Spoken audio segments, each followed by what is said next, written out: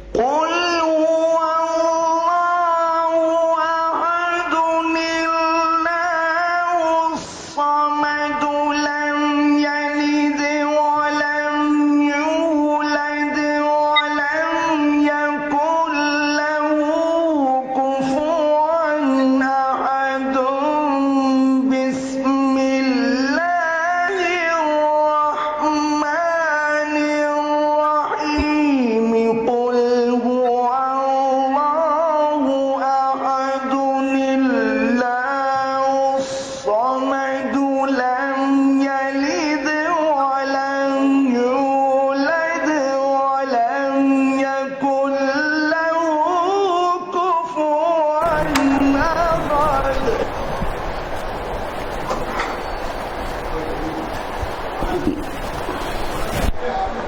لا حول ولا قوة إلا بالله العلي العظيم. أعوذ بالله من الشيطان اللعين الرجيم. بسم الله الرحمن الرحيم.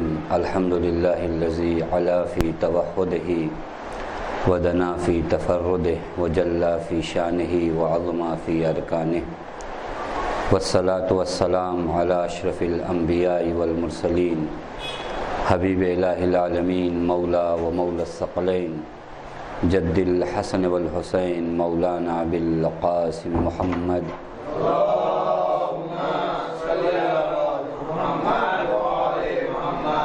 وعلى أهل بيته الطيبين الطاهرين المعصومين المظلومين المنتجبين، لا سيما بقية الله في الأرضين، واللعنة الدائمة الباقية العاجلة على أعدائهم أجمعين من الآن إلى يوم الدين. أما بعد، فقد قال الله الحكيم بسم الله الرحمن الرحيم قل هو الله أحد الله الصمد لم يلد ولم يولد ولم يكن له كفوا أحد. گفتگو سورہ توحید کی ابتدا میں تھی. اب تک جو آپ کی خدمت میں بیان ہوا وہ یہ کہ سورہ توحید کے فضائل کیا ہیں، اس سورے کو پڑھنے کا ثواب کیا ہے، اور ایک اہم گفتگو جو تھی کہ سورے کے اور نام کیا ہیں. بعض اسماء اور بعض نام جو ہے اس کے مشہور تھے، لیکن بعض ایسے نام تھے جو ذہنوں میں نہیں تھے یا غیر مانوس تھے اور غیر معروف تھے. آج کی گفتگو ہم لوگ ایک بہترین حدیث سے شروع کرتے ہیں جو سورہ توحید کے سلسلے میں ہے، جہاں پیغمبر نے فرمایا کہ یا علی ما مثلک فی الناس الا کمثل قل هو اللہ احد.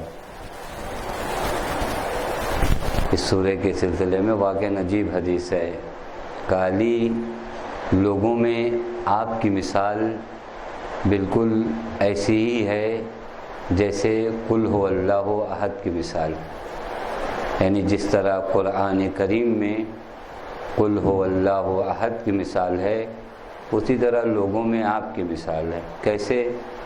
کہا کہ من قرأها مرة فکأنما قرأ ثلث القرآن. جس نے سورہ توحید کو ایک مرتبہ پڑھا تو گویا اس نے 1/3 قرآن پڑھ لیا. ومن قرأها مرتين فكأنما قرأ ثلثي القرآن. اور جس نے سورہ قل هو اللہ کو 2 مرتبہ پڑھا یعنی قرآن کو 2 سوم اس نے پڑھا. ومن قرأها 3 مرات فكأنما قرأ القرآن كله. اور جس نے سورہ توحید کو 3 مرتبہ پڑھا اس نے گویا پورا قرآن پڑھا. اس میں مولا کائنات سے کیا ربط ہے؟ کہ یا علی آپ کی مثال لوگوں میں سورہ توحید کی طرح ہے. پھر اس کے بعد سورہ توحید کے سلسلے میں پیغمبر نے فرمایا کہ 1 مرتبہ جس نے پڑھا 1/3، 2 مرتبہ جس نے پڑھا 2 سوم یعنی 2/3، تیسری مرتبہ جس نے قل هو اللہ کو پڑھا اس نے پورا قرآن پڑھا. خوب علی سورہ توحید کی طرح ہیں. یعنی کیا؟ پیغمبر فرماتے ہیں کہ وَقَضَا أَنْتَ يَا عَلِي اسی طرح آپ ہیں اے علی، آپ ہیں علی، من احبک بقلبہ فقد احب ثلث الایمان، جس نے آپ کو دل سے چاہا، یعنی صرف آپ کی محبت اس کے قلب میں رہی، گویا اس نے 1/3 ایمان کو محبوب جانا، اس کے دل میں 1/3 ایمان ہے، یعنی 1/7 ایمان اس کے دل میں موجود ہے۔ وَمَنْ أَحَبَّكَ بِقَلْبِهِ وَلِسَانِهِ فَقَدْ أَحَبَّ ثُلْثَ الْإِيمَانِ، اور جس نے زبان سے اور دل سے دونوں سے آپ سے محبت کی، گویا اس نے 2/7 ایمان سے محبت کی۔ زبان سے محبت کرنا یعنی یہی ذکر علی، زبان سے محبت کرنا یعنی دفاع علی، زبان سے علی سے محبت کرنا یعنی علی کا جو مشن ہے، اس مشن میں اگر ہماری زبان کام آ سکتی ہے تو ہم اپنی زبان کو خاموش نہیں رکھیں گے، یہ محبت زبان ہے۔ پیغمبر فرماتے ہیں جس نے زبان سے اس محبت کو ادا کیا، اس کے دل میں 2/3 ایمان ہے۔ وَمَنْ أَحَبَّكَ بِقَلْبِهِ وَلِسَانِهِ وَيَدِهِ، اور جس نے آپ سے محبت کی دل سے، زبان سے اور ہاتھوں سے۔ توجہ کیجیے گا، عرض کیا کہ محبت صرف دل سے ہوتی ہے، لیکن یہ پیغمبر جو فرما رہے ہیں من احبک بقلبہ ولسانہ ویدہ، اشارہ ہوتی مشن کی جانب ہے کہ جس نے دل سے آپ سے محبت کی اور پھر اس کے بعد آپ کی راہ میں اس نے زبان کھولی، اور پھر اس کے بعد آپ کے مشن میں وہ کسی چیز سے دریغ نہیں کرتا، یعنی اپنے جسمانی اعضاء و جوارح کو آپ کی راہ میں پیش کر دیتا ہے۔ جہاں کہیں بھی یہ مشن ہو، جہاں کہیں بھی علی کا مشن توحید موجود ہو، وہاں اگر کوئی حاضر ہوتا ہے فقد احب الایمان کلہ، تو اگر کسی نے یہ کام کیا یعنی قلب، لسان اور ید سے، تو گویا اس نے کل ایمان سے محبت کی۔ توجہ کر رہے ہیں، یہ ہے جس طرح سورہ توحید 3 مرحلوں میں ہے۔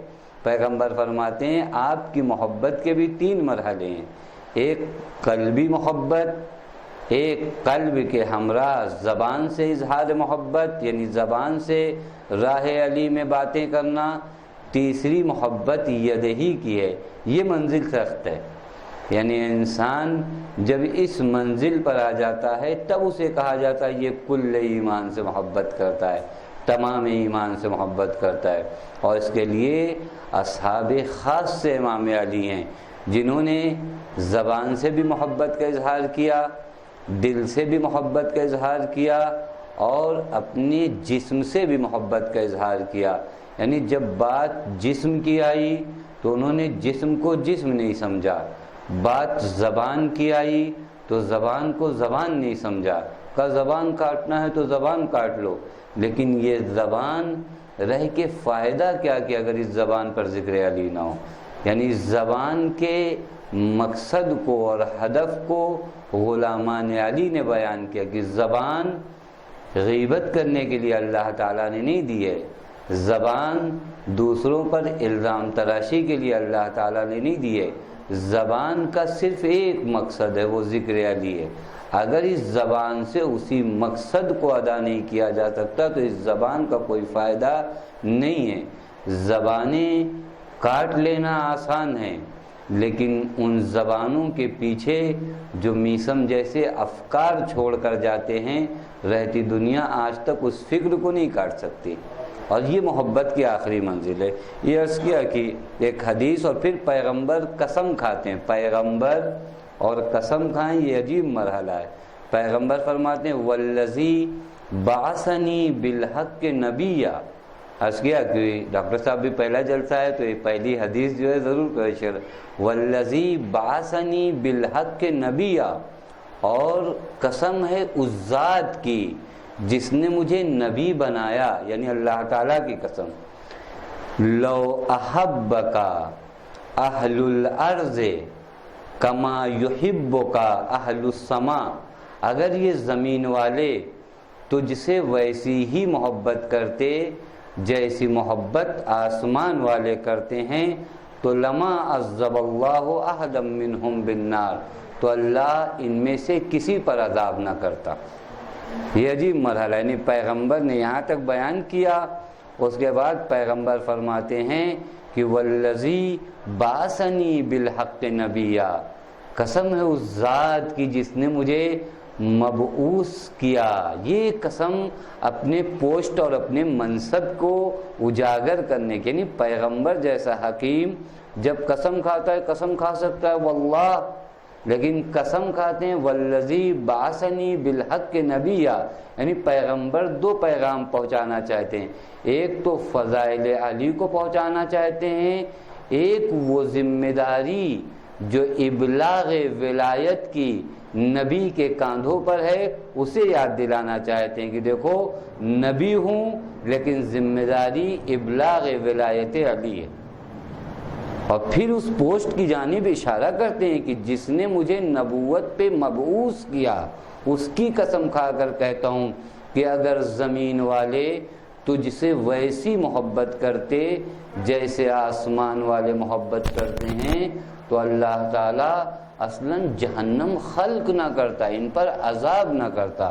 بس یہ عرض کرنے کا مطلب یہ تھا کہ سورہ توحید کو ایک نام جو ہم نے عرض کیا تھا کہ ایک نام اس کا سورہ ولایت ہے، وہ اس حدیث سے بھی تائید ہوتی ہے کہ ایک مثال اور ایک تشبیہ اور ایک شباہت ذات پیغمبر نے سورہ توحید کی ذات علی سے دی ہے کہ سورہ توحید کے جتنے 3 مرحلے ہیں اور 3 مرحلوں کو اگر کوئی کامل کر لے تو گویا کل قرآن کی تلاوت کرتا ہے۔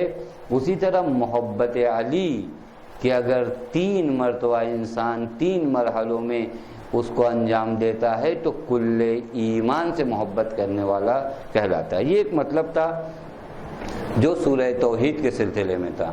دوسری گفتگو جو شروع کرنا ہے تفسیر سے پہلے وہ یہ کہ بعض چیزیں موٹے موٹے بہت سے احکام سورہ توحید کے فقہی احکام، بعض احکامات سورہ توحید کے جاننا ضروری ہیں۔ سب سے پہلے تو یہ ذہن میں آتا ہے جیسا کہ دیکھا گیا ہے کہ جب آپ لوگ نماز میں ہمیشہ جب مولانا قل هو اللہ ختم کرتے ہیں رکعت دوم میں کذالک اللہ ربی کہتے ہیں، یہ در حقیقت اس کا رابطہ سورہ توحید سے ہے، چونکہ معصوم فرماتے ہیں یعنی امام محمد باقر علیہ الصلوۃ والسلام فرماتے، یہ نوجوانوں کے لیے عرض کروں، آپ لوگ بزرگان ہیں آپ لوگ جانتے ہیں، لیکن در حقیقت اس کا رابطہ جو ہے سورہ توحید سے۔ در حقیقت جب آپ سورہ توحید کی تلاوت فرماتے ہیں تو کہتے ہیں کذالک اللہ ربی، یہ جو کچھ میں نے کہا ہے میرا رب بالکل اسی طرح ہے۔ پھر اس کے بعد ہاتھ کو قنوت کے لیے اٹھاتے ہیں، امام فرماتے ہیں اذا فرغت من قراءتہ فقل کذالک اللہ ربی، یعنی یہ ایسے جملے نہیں ہیں جو غیر معصوم سے آئے ہیں، نہیں، امام فرماتے ہیں جب بھی سورہ توحید کو پڑھ لو تو اس کے بعد 3 مرتبہ کہو کذالک اللہ ربی ثلاثاً، یعنی 3 مرتبہ کذالک اللہ ربی کہو۔ آج کے موجودہ مراجع کرام کا بھی فتویٰ یہی ہے کہ مستحب ہے کذالک اللہ ربی کہنا 1 مرتبہ، 2 مرتبہ بھی مستحب ہے اور 3 مرتبہ بھی مستحب ہے، چاہے حالت نماز میں چاہے غیر حالت نماز میں۔ پس سورہ توحید کا ایک حکم یہ، دوسرا حکم سورہ توحید کا وہ تعلق رکھتا ہے قرآن پڑھنے سے، وہ یہ کہ جب آپ سورہ توحید پڑھتے ہیں تو ہر آیت کے بعد وقف کیجئے، وقف کیجئے یعنی ٹھہریے۔ دیکھیں کبھی کبھار ہوتا ہے ہم آیت کو آیت سے ملاتے ہیں، سورہ توحید کے لیے پیغمبر نے منع کیا، کہا جب سورہ توحید پڑھو تو قل هو اللہ احد، یہاں رکو، ٹھہرو، اللہ الصمد، ٹھہرو، توجہ کریں، اس کو کہتے ہیں وقف۔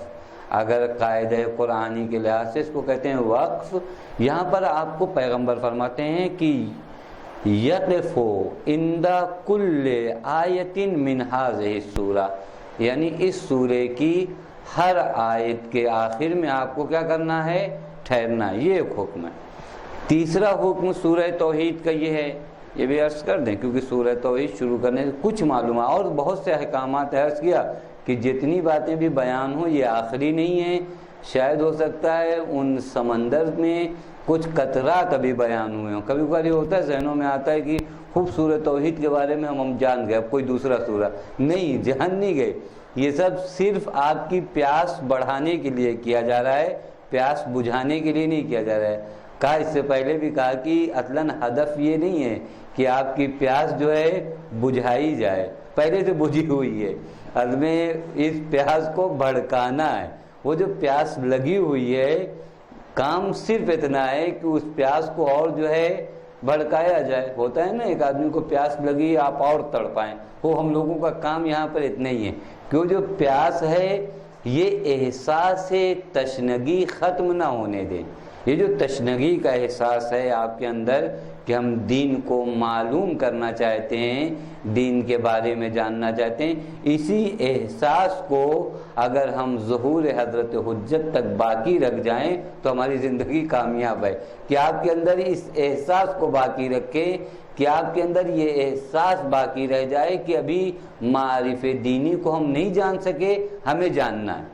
بس ٹارگیٹ اور ہدف یہ نہیں ہے کہ آپ یہ کہہ سکیں کہ ہم جان چکے، توجہ کریں، ہدف اور مقصد صرف یہ ہے کہ آپ یہ کہہ سکیں کہ ہمیں جاننا ہے۔ سورہ توحید اور سورہ کافرون یہ دو سورے ایسے ہیں، توجہ کیجئے گا، ایک حکم ہے نماز میں۔ آپ لوگ کہیں مولانا بیٹھے ہیں تو اب کیا ضرورت تھی، لیکن چونکہ بات ہمارے تک آ گئی اس لیے ہم بیان کرنے وغیرہ مولانا اس کو بیان کرتے کہ سورہ توحید اور سورہ کلن نماز میں جتنے بھی سورے ہیں، جب بھی آپ دوسرا سورہ حمد کے بعد پڑھتے ہیں تو اگر آدھے سورے تک نہیں پہنچے ہیں تو فقہی قانون کے مطابق لوٹ سکتے ہیں اور دوبارہ کوئی سورہ شروع کر سکتے ہیں۔ توجہ کر رہے ہیں، کوئی بھی سورہ جب آپ شروع کرتے ہیں سورہ حمد کے بعد تو اگر آدھے سورے تک نہیں پہنچے تو لوٹیے، پھر کوئی سورہ آپ کا دل چاہتا ہے وہ پڑھیے۔ لیکن دو سورے قرآن مجید میں ایسے ہیں کہ جن کو شروع کرنے کے بعد آپ واپس نہیں لوٹ سکتے، انہی میں سے ایک سورہ یہ جس سے ہم لوگ بحث کرنے جا رہے ہیں سورہ توحید اور سورہ کافرون ہے، کہ یہاں جب آپ پہنچ گئے تو اس صورت میں آپ گرچہ اس کے آدھے تک نہیں بھی پہنچے ہیں پھر بھی آپ لوٹ نہیں سکتے۔ یہ مطلب تھے کچھ احکام سورہ توحید کے۔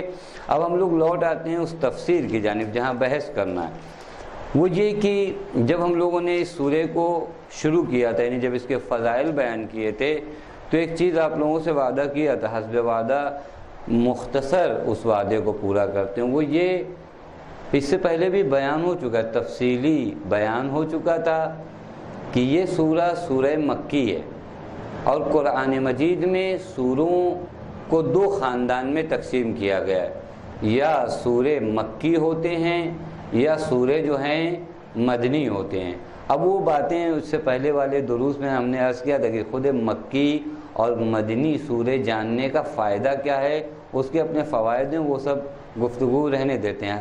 زیادہ تر گفتگو جو ہیں یہ مدرسوں اور حوضوں کی ہیں، جہاں پر حکم شرعی کو استنباط کیا جاتا ہے، تو وہاں پر مکی اور مدنی کو خود ایک دخالت ہے مقام استنباط میں، وہ ایک مرحلہ ہے، اس کو رہنے دیتے ہیں۔ ایک جو آپ لوگوں سے وعدہ ہوا تھا وہ یہ کہ ظاہراً قرآن پہ لکھا رہتا ہے کہ یہ سورہ مکی ہے اور مدنی ہے، لیکن کچھ چیزیں چونکہ ہم لوگوں کا درس تفسیر قرآن کا، کچھ باتیں ڈیپ کی ہم لوگوں کو معلوم ہونا چاہیے کہ کیسے ایک سورے کو مکی کیوں قرار دیا جاتا ہے، کیا کوئی کس معیار پر کہا جاتا ہے کہ یہ سورہ مکی ہے اور کس معیار کے اوپر کہا جاتا ہے یہ سورہ جو ہے مدنی ہے، اس کے لیے کوئی معیار ہے، کوئی ترازو ہے کہ اس ترازو پہ ہم تولتے ہیں، اس کے بعد کہتے ہیں کہ یہ سورہ مکی ہے اور یہ سورہ جو ہے مدنی ہے۔ یہاں پر کافی اختلافات علماء کے درمیان موجود ہیں۔ بعض یہ کہتے ہیں کہ وہ سورہ جو سرزمین مکہ پر پیغمبر پہ نازل ہوا وہ سورہ جو ہے مکی ہے، اور وہ سورہ جو سرزمین مدینہ پر پیغمبر پہ نازل ہوا وہ سورہ جو ہے مدنی۔ توجہ کریں، پس اس نظریے کے مطابق اگر کوئی سورہ نہ مکے میں نازل ہوا ہو نہ مدینے میں تو اسے کیا کریں گے آپ، نہ اسے مکی کہہ سکتے ہیں نہ مدنی کہہ سکتے ہیں۔ تو یہ بھی قول جو ہے کسی حد تک صحیح نہیں ہے کہ آپ یہ کہیے کہ جو سورہ مکے میں نازل ہوا وہ مکی، جو سورہ مدینے میں نازل ہوا مدنی۔ تو خوب کچھ سورے ہیں جو راستے میں نازل ہوئے، ان کو آپ کیا کریں گے، جو نہ مکے میں تھے نہ مدینے میں تھے۔ یہ بھی ایک قول ہے، اس کو بھی علماء نے بیان کیا، لیکن کسی حد تک جو ہے یہ قول جو ہے صحیح نہیں ہے اگر اس قول کو آپ کہیں۔ ایک قول جو ہے سورے کے سلسلے میں یہ ہے کہ لوگوں کو نگاہ کیجئے کہ اس سورے میں کس کو مخاطب کیا گیا ہے۔ بعض نے معیار افراد کو جس سورے میں بھی اہل مکہ کو خطاب کیا گیا ہے اس سورے کو کہا گیا کہ یہ سورہ مکی ہے، اور جس سورے میں اہل مدینہ کو خطاب کیا گیا اس سورے کو کہا گیا کہ یہ سورہ جو ہے مدنی ہے۔ یہ بھی ایک قول ہے اس سلسلے میں کہ کیسے پتہ لگائیں کہ ہم کون سا سورہ مکی ہے اور کون سا مدنی ہے۔ بعضوں نے علامت بتائی کہ اگر کسی سورے میں یا ایھا الناس کے لفظ سے آغاز ہوتا ہے اور یا ایھا الناس آتا ہے تو یہ علامت ہے اس بات کی کہ یہ سورہ جو ہے مکی ہے۔ اگر یا ایھا الناس آتا ہے اے لوگو تو یہ علامت ہو جاتی ہے کہ یہ سورہ جو ہے مکی ہے۔ بعضوں نے کہا کہ اگر سورے میں یا ایھا الذین آمنوا آتا ہے تو اس کا مطلب یہ سورہ مدنی ہے، کیونکہ یا ایھا الناس کہنے کا مطلب ابھی کفار سے خطاب ہے، لیکن مدینے میں جو خطاب ہے مومنین سے، پس اس یا ایھا الناس و یا ایھا الذین آمنوا سے ہم سمجھیں گے کہ کون سا سورہ مکی ہے اور کون سا سورہ مدنی ہے۔ لیکن ان تمام اقوال میں ہم نہیں ابھی اس مقام میں بھی نہیں ہے کہ ان تمام اقوال کو صرف نقل کر رہے ہیں کہ آئیں ایک ایک قول کو یہاں رد کریں کہ کون سا قول غلط ہے کون سا صحیح ہے، صحیح قول کی کیا دلیل ہے اور جو غلط ہے اس کو کس طرح باطل کیا جائے۔ ابھی عرض کیا تھا کہ صرف وعدہ کیا تھا، اس وجہ سے اس کو بیان کریں۔ بعضوں نے مضمون کو نگاہ کیا ہے، میسج سورے کا کیا ہے، پیغام دیکھ کر سورے کو مکی اور مدنی میں تقسیم کیا، ڈیوائڈ کیا ہے کہ اگر کسی سورے کے اندر اصول دین سے بحث ہے، یعنی جہاں بحث جو ہے اعتقاد سے، نفی شرک سے، یعنی جہاں پر شرک کی نفی کی گئی، جہاں بات جو ہے قیامت کی ہے، جہاں بات جو ہے کہاں سے ہم آئے ہیں، یعنی مبدأ و معاد کی جہاں بات ہے، اور جہاں بات شرک کی نفی کی ہے وہ سورہ مکی ہے۔ لیکن جہاں پر احکام بیان کیے گئے ہیں کہ مومنین نماز پڑھیں اور روزہ رکھیں اور حج کریں، تو یہ سورہ جو ہے مدنی ہے۔ بس ایک تقسیم میسج کے لحاظ سے بھی کی گئی ہے کہ اگر سورے کا میسج اصول ہے جس میں مبدأ و معاد کو بیان کیا گیا ہے، اس کا مطلب چونکہ مکے میں ہیں، ابھی مکے میں اس مقام میں پیغمبر نہیں ہے کہ احکام بیان کریں، فقہ بیان کریں، بلکہ ابھی وہاں پر اصل دین کو بیان کیا جائے کہ توحید کیا ہے، معاد کیا ہے، مبدأ کیا ہے، شرک کیا ہے، نفی شرک کیا جائے۔ اگر سورے کا میسج یہ سب ہے تو سورہ مکی ہے، لیکن اگر سورے کا میسج یہ نہیں ہے بلکہ سورے میں احکام نماز، احکام روزہ، احکام حج یہ بیان ہوتے ہیں، فروع دین بیان ہوتے ہیں، تو یہ سورہ جو ہے مدنی ہے۔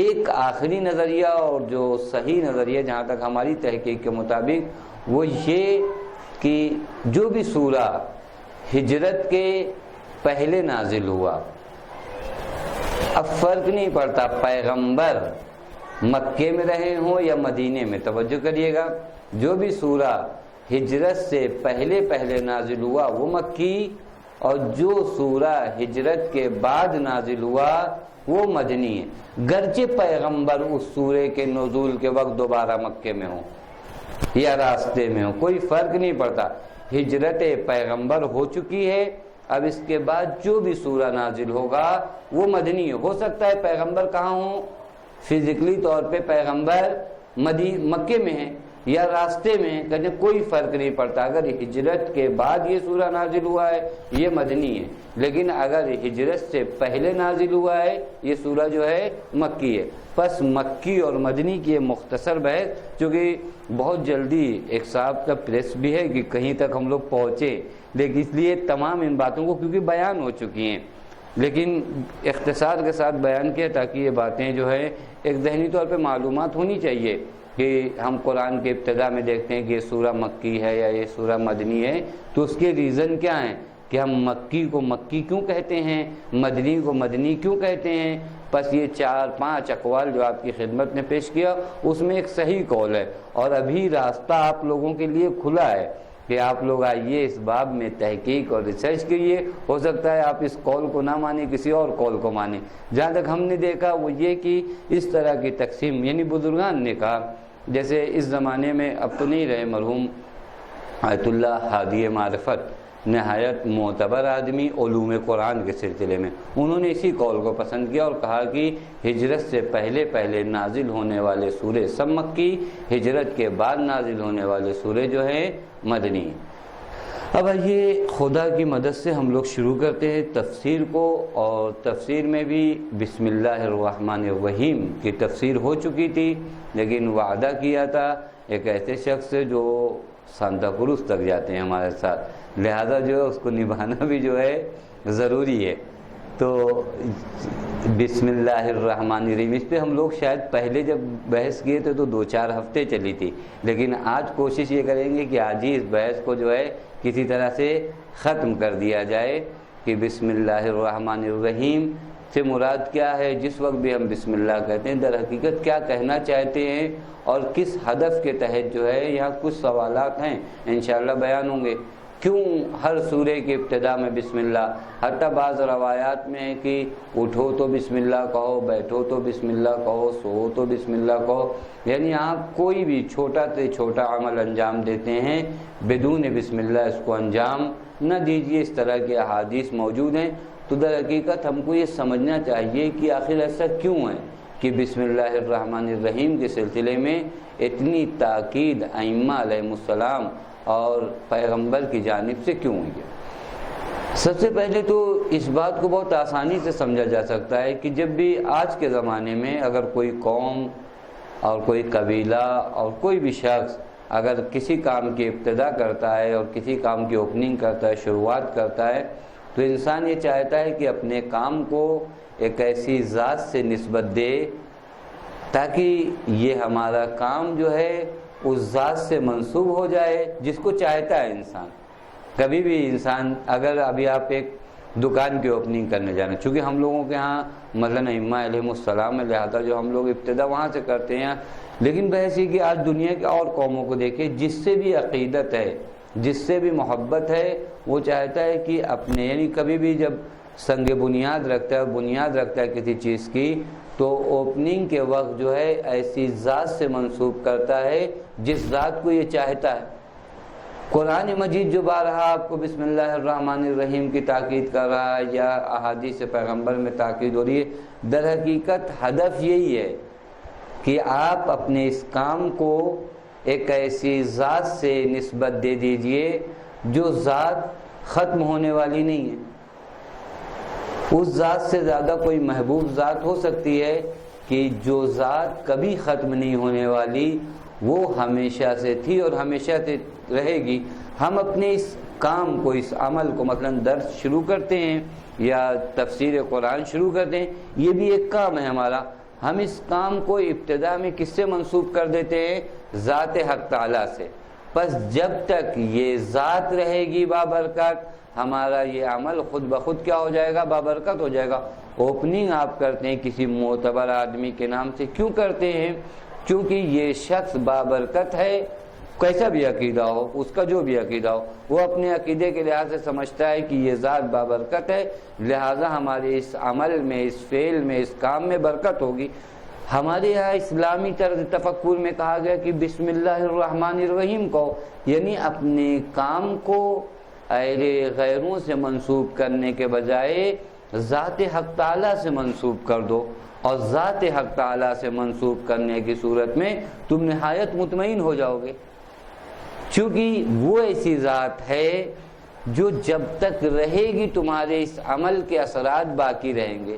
یہ کبھی سوال ذہن میں آتا ہے آپ لوگوں کی گنی کہ انبیاء اور ائمہ اتنی مدت گزر جانے کے بعد آج بھی ان کے نام باقی ہیں، آخر کیوں؟ بھائی نہ جانے دنیا میں کتنے افراد آئے رہے، زندگی بسر کیے، چلے گئے، لیکن آپ آج بھی جناب نوح کا نام لیتے ہیں، آج آپ جناب آدم کا نام لیتے ہیں، آج آپ جو ہے جناب ابراہیم کا نام لیتے ہیں، آج بھی آپ جناب عیسیٰ اور جناب موسیٰ علیہ السلام کا نام لیتے ہیں۔ آخر کیوں؟ آج جو ہے ائمہ کا نام لیتے ہیں، آخر کیوں؟ یہ ذوات تو نہ جانے ان میں سے بعض ذوات 1400 سال پہلے تھیں، بعض نہ جانے کتنے سو سال پہلے تھیں، لیکن آج بھی ان کا نام جو ہے موجود ہے زمانے میں۔ آخر کیوں؟ سوال اٹھنا چاہیے کہ یہ نام آج بھی کیوں موجود ہیں؟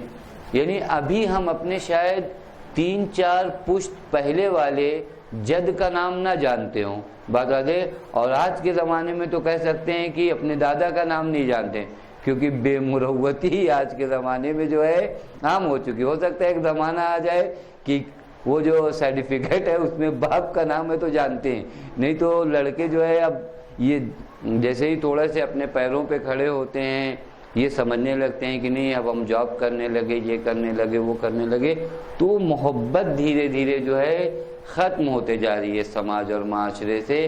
ماں باپ جو اس کی زندگی میں ایک اہم کردار رکھتے تھے، آج اسی زندگی میں یہ ماں باپ کو بوجھ سمجھتا ہے۔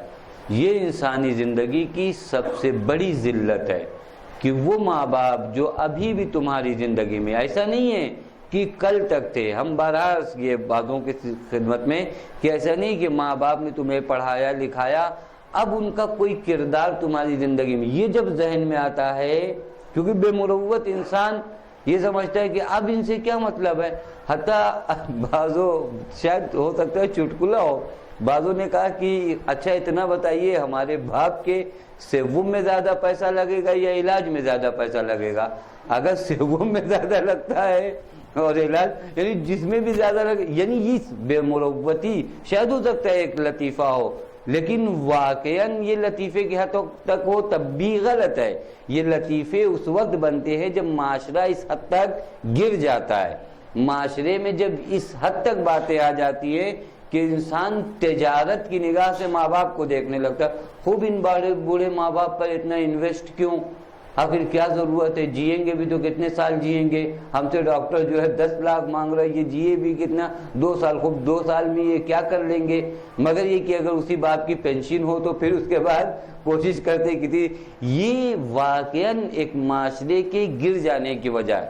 توجہ فرمانے، زیادہ اس جانب نہ جائیں، لیکن ضرورت ہے واقعاً، خاص کر ہم لوگوں کو جو اہل بیت علیہ السلام کے پیروکار ہیں، ہمارے پاس ایسے مصادیق ہیں اور ایسے فرامین ہیں علیہ السلام کے کہ ہمارے یہاں کے بچوں کی اندر اگر یہ چیز دل سے گزر بھی جائے تو واقعاً انہیں توبہ کرنا چاہیے، استغفار کرنا چاہیے۔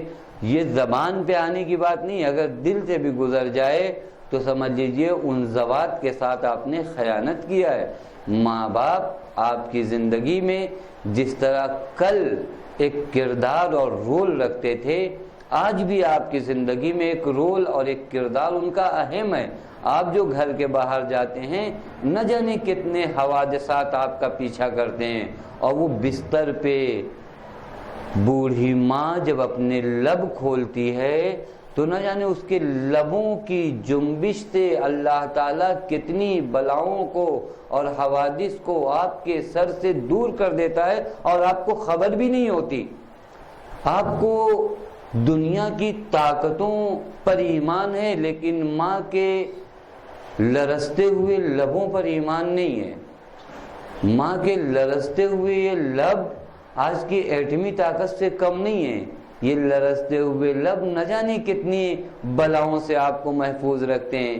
یہ باپ کی گڑ گڑاتی ہوئی دعائیں نہ جانے کتنی آفات سے آپ کو محفوظ رکھتی ہیں، لیکن ہم لوگ ظاہر زندگی بسر کرتے ہیں، ظاہری طور سے ہر چیز دیکھتے ہیں۔ پروردگار عالم نے بتایا ہے کہ یہ ماں کی دعائیں، ائمہ علیہ السلام، پیغمبر اسلام کی ماں کی دعاؤں کے کیا اثرات ہیں۔ بہرکیف کہنے کا مطلب یہ تھا کہ آج شاید ہو سکتا ہے کہ کوئی اپنے دادا پردادا کا نام بھی نہ جانتا ہو، لیکن اس زمانے میں، اس بے مروت زمانے میں آج تک بھی ان انبیاء اور ائمہ کا نام باقی۔ اس کی وجہ کیا ہے؟ کیونکہ ان ذوات نے اپنی ذات کو اپنے لیے نہیں رکھا، ان ذوات نے اپنی ذات کو اللہ تعالیٰ سے منسوب کر دیا۔ یعنی جب بھی انسان اپنی ذات کو ذات حق تعالیٰ سے منسوب کر دیتا ہے اور اس کے حوالے کر دیتا ہے تو وہ الحفیظ ہے، وہ حفاظت کرنے والا ہے، اور ایسی حفاظت کرتا ہے کہ بنی امیہ کے پرآشوب دور سے بھی ائمہ کا نام اسی جگمگاتے ہوئے سورج کی طرح پھر ابھر کر آ جاتا ہے۔ ہزار کوشش کی گئی کہ یہ نام مٹ جائے، لیکن انہوں نے اپنی ذات کو اپنے لیے نہیں رکھا تھا بلکہ اپنی ذات کو ذات حق تعالیٰ سے منسوب کر دیا تھا۔ یہی حال ہے، ہم کو بھی یہی کہا جا رہا ہے کہ ہر عمل کو منسوب کر دو، لوٹا دو حق تعالیٰ کی جانب۔ اس سے زیادہ کوئی اہم چیز ہے کہ ایک انسان آمادہ، ایک ذات آمادہ ہو آپ کی امانت کو قبول کرنے کے لیے، اور وہ ایک ایسا امین ہو جو مٹنے والا نہیں ہے اور جہاں امانت میں خیانت نہ ہو۔ بسم اللہ الرحمن الرحیم کہہ کے انسان ذات حق تعالیٰ کے سامنے اپنی امانت کو پیش کرتا ہے، اور یہ امانت حق تعالیٰ محفوظ رکھتا ہے روز قیامت تک۔ روز قیامت اس امانت کے اجر کو انسان دیکھتا ہے کہ ہاں یہ جو امانت ہم نے حق تعالیٰ کے سامنے رکھی تھی۔ بس بسم اللہ الرحمن الرحیم کہنے کا ایک فلسفہ یہی ہے، عام رسوم قوموں میں ہیں، ہم کو بھی اس جانب راغب کرایا گیا۔ لیکن یہاں پر ایک بعض باتیں ہیں، زیادہ طولانی نہ ہو باتیں، کہ جو بسم اللہ الرحمن الرحیم کے ذریعے ہمارا زیادہ تر رابطہ لفظی ہے۔ کتنی مرتبہ ہم لوگ بسم اللہ کہتے ہیں، خبر بھی نہیں ہوتی کہ کیا کہہ گزرے۔ جیسے خواب میں لوگ بڑبڑاتے ہیں، شاید ہم لوگ جاگتے ہوئے اس طرح کے الفاظ بہت ادا کرتے ہیں۔ پوری نماز پڑھنے کے بعد جب نماز ختم ہوتی تو پتہ چلتا ہے نماز پڑھ رہے تھے۔ یا تو عرفان کی آخری منزل ہے یا جو ہے جہالت کی پہلی منزل، یہ دو مرحلے میں ہوتا ہے کہ انسان یا تو واقعاً اس منزل پہ چلا گیا کہ اسے کچھ بھی خبر نہیں ہے، وہ تو جب آخر میں السلام کہتا ہے تو ہاں اچھا نماز پڑھ رہے تھے، خوب یہ بھی ایک نماز ہے۔ تو یہ فائدہ نہیں ہے اس کا۔ یہ نماز آپ کو بہت جو کہا جاتا ہے کہ اتنی دن سے نماز پڑھ رہے مولانا کوئی چینجنگ نہیں آئی، چینجنگ کہاں سے آئے گی؟ خواب میں اس سے پہلے بھی عرض کیا تھا، نیند کے عالم میں آپ 1000 مرتبہ کسی سے پانی مانگو کوئی آپ کو پانی نہیں دے گا، کہہ رہے ان کو بولنے کی عادت ہے نیند میں، وہ بول رہے ہیں۔ نیند کے عالم میں آپ چلا چلا کے کسی سے پانی مانگو کوئی نہیں دے گا، کیونکہ اس کو معلوم ہے کہ اس کو پیاس نہیں لگی ہے۔ توجہ کر رہے ہیں، اس کو بولنے کی عادت ہے، یہ بول رہا ہے، بولے گا، خوب اٹھے گا تو نہ اس کو پیاس لگی نہ کچھ لگی ہے، بلکہ کہے گا کہ بہت آرام سے سو رہے تھے۔ یہی حال ہم لوگوں کی عام زندگی کا۔ ہم لوگ الحمد کہتے ہیں، بسم اللہ کہتے ہیں، ماشاء اللہ کہتے ہیں، سبحان اللہ کہتے ہیں، یہ سب عالم خواب میں ہے، عالم نیند میں۔ نیند کے عالم میں نہ الحمدللہ کچھ اثر کر رہا ہے، نہ بسم اللہ کچھ اثر کر رہا ہے، نہ پوری نماز۔ نہیں، اٹھ کر نماز پڑھیے، خواب میں نماز مت پڑھیے۔ وہ جو نماز اٹھ کر پڑھی جاتی ہے، وہ جو نماز جاگے ہوئے انسان پڑھتے ہیں، اس نماز کے ساتھ انسان معراج پر جاتا ہے۔ جو کہتے ہیں الصلاۃ معراج المومن، سوئے ہوئے انسان کو نماز کہیں نہیں پہنچاتی ہے، وہ نماز جو جاگتا ہوا انسان پڑھتا ہے وہ معراج تک پہنچتا ہے، نہ کہ سوئے ہوئے انسان۔ یہاں پہ بحث اصولی بھی ہے، لہذا اس کو چھیڑتے نہیں ہے کیونکہ وہ تو ہمارا ٹاپک ہے، اگر وہاں چلے گئے تو بہت دیر لگ جائے گی، خوب لوٹ کر آتے۔ تو پیغمبر اسلام حتیٰ بسم اللہ کے لیے فرماتے ہیں کہ کل امرین ذی بال لم یذکر فیہ اسم اللہ فہو ابتر، ہر وہ کام جس میں نام خدا نہ لیا جائے اصلاً وہ اپنے انجام تک نہیں پہنچ سکتا۔ آپ کہیں نہیں ہمارے بہت کام انجام تک پہنچے، بات اس انجام کی نہیں ہے، توجہ کریے گا، بات اس مقصد کی نہیں ہے، بات انسان مومن کا کوئی عمل اس دنیا کے لیے ہوتا ہی نہیں۔ توجہ کریے گا، کوئی بھی عمل اگر مومن خالص ہے، وہ اگر کھانا بھی کھا رہا ہے تو وہ کھانا اس زمانے کے لیے نہیں ہے، اس کا بھی ایک مقصد ہے کہ اس کھانے کے بعد ایک توانائی آئے گی، اس توانائی کے ذریعے ہم عبادت خداوندی کریں گے، ہم مخلوق کی خدمت کریں گے، ہم اپنے گھر کے وظائف کو انجام دیں گے، یعنی اس کی زندگی کا معمولی کام بھی بغیر ہدف کے نہیں ہوتا، اور یہ ہدف دنیاوی نہیں ہے، یہ ہدف جو ہے اخروی ہے۔ حتیٰ انبیاء علیہ السلام کی زندگی کو اگر آپ مطالعہ کریے کہ جناب نوح جب طوفان آنے والا تھا اور لوگوں کو آپ نے کہا کہ کشتی میں سوار ہو جاؤ، تو وہاں پر بھی اس بسم اللہ کے لفظ کو استعمال کیا کہ جو بھی اس کشتی میں سوار ہو رہا ہے وہ خدا کا نام لے کر سوار ہو۔ کیوں؟ کیونکہ حوادث ہے، طوفان ہے، سختیاں ہیں، لہریں ہیں، موجیں ہیں، دریا ہے، سب کچھ ہے۔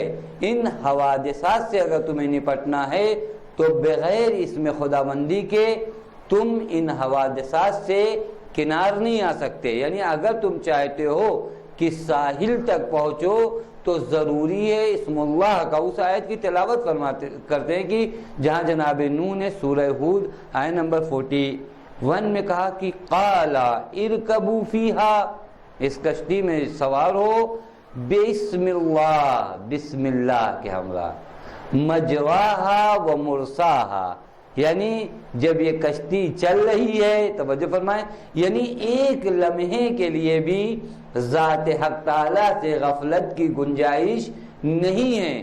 اگر آپ چاہتے ہیں زندگی میں کامیابی اور کامرانی، اگر چاہتے ہیں کہ واقعاً یہ زندگی اس ساحل حقیقی سے جا ملے، تو اس میں خداوندی سے غفلت ہے ہی نہیں۔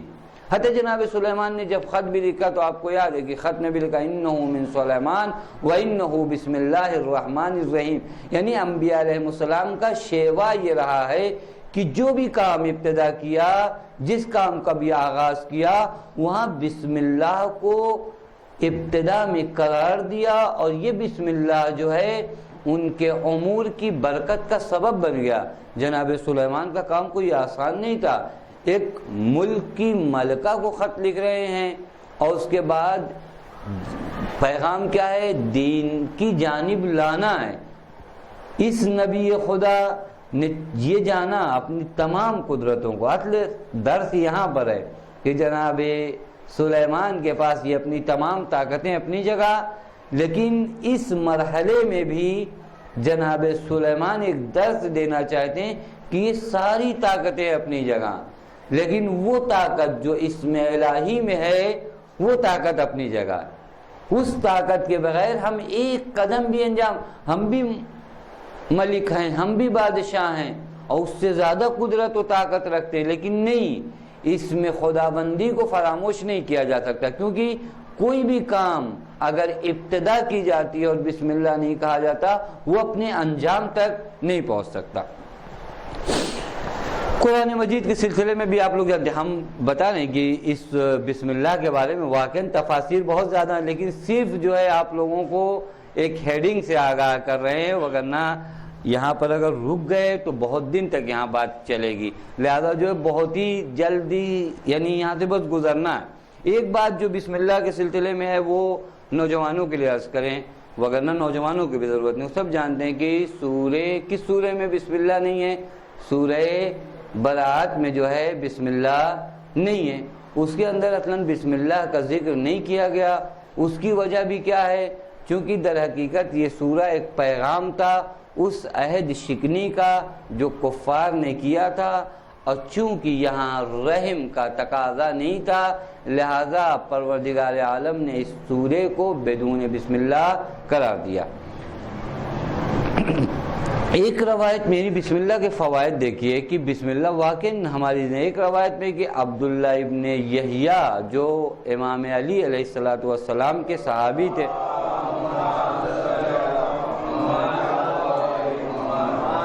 وہ امام کے پاس تشریف لاتے ہیں اور امام خود موجود ہیں، ایک تختہ رکھا ہوا ہے، تخت جیسی چیز کا نام روایت میں ہے، اس پہ وہ بیٹھ جاتے ہیں بدون بسم اللہ کہے، بدون بسم اللہ کہے اس تخت پر بیٹھ جاتے ہیں۔ روایت کا جملہ ہے کہ اس تخت سے گر جاتے ہیں اور چوٹ اتنی شدید آتی ہے کہ ان کا سر پھٹ جاتا ہے۔ مولا کائنات یہاں ٹوکتے ہیں کہ کیا تمہیں نہیں معلوم کہ پیغمبر کی جانب سے یہ حدیث ارشاد ہوئی ہے کہ ہر وہ کام جو بغیر بسم اللہ کے شروع ہو اس کا نتیجہ نہیں ہے۔ اس وقت اس صحابی نے کہا کہ واقعی مجھے نہیں معلوم تھا اور ایسا اب نہیں ہوگا، تو امام نے فرمایا اگر ایسا نہیں ہوگا تو تمہاری کامیابی کی ضمانت ہے۔ یعنی بسم اللہ کہنے کے بعد جو کام انسان کرتا ہے اس انسان کے کام کی کامیابی کی ضمانت امام معصوم لیتے ہیں، اور یہ بہت بڑی بات ہے کہ بسم اللہ کے سلسلے میں حتیٰ جتنی بھی کتابیں آسمانی آئی ہیں، جتنی بھی کتابیں آسمانی آئی ہیں، روایات اہل بیت سے یہ استفادہ ہوتا ہے کہ کوئی بھی آسمانی کتاب نازل نہیں ہوئی بغیر بسم اللہ الرحمن الرحیم کے۔ اس کی اہمیت کا ما انزل اللہ من السماء کتابا الا وفاتحۃ بسم اللہ الرحمن الرحیم۔ اصلاً کوئی کتاب اللہ تعالیٰ کی جانب سے نہیں آئی مگر یہ کہ اس کی ابتدا کس سے ہوئی؟ بسم اللہ الرحمن الرحیم سے ہوئی۔